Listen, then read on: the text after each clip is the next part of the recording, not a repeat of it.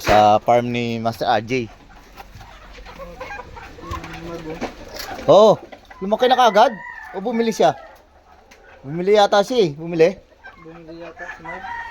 Bumili pa. Eh, umaano naman yun, dumadami. Bumili pa yata siya. Ayun, dumami kaagad. Kasi yung ano, yung haba. Nanggal niya. Oo, hindi ko lang. Siguro. Nandiyan yata sa ilalim. Hindi, lumulutang din yun pagka ano eh. Bumili yata siya ng mga ano. Tinanggal siguro. Lalaki oh. Lalaki na eh. Sa akin, yung dala ko maliliit pa eh. Yun, malalaki na. Pero mas malinaw sa akin dyan, tsaka hindi ganyan yung amoy. Ano na? Sa akin dyan may amoy. Sa akin hindi. Hindi mo maano kahit yung tubig. Kunin mo yung tubig dyan. Pag inamoy mo yung kamay mo, hindi. Wala. Diyan, nasigaw kasi yan. Sa kanya maamoy. Amoy singaw pa lang, amoy na.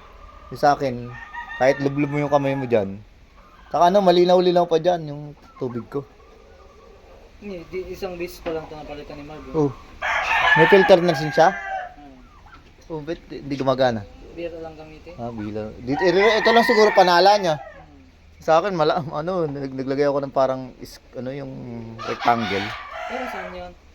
Ha? Para maano yung ano, yung dumi, kahit papaano. Matagal yung buhay ng tubig. Sa akin, mabango, hindi ganyan yung amoy. Bira lang kasi yan ni Mark. Hindi mabaho. Ayun, may amoy. Amoy melon. Melon amoy. Saka hindi ako naggaganyan na hindi yung mga pagkain.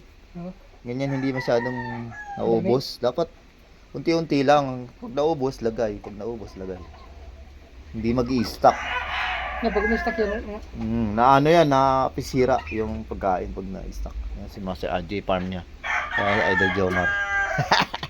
Pakainin mo na yung wala kang pabo.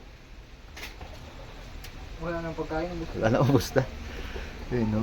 Sa akin,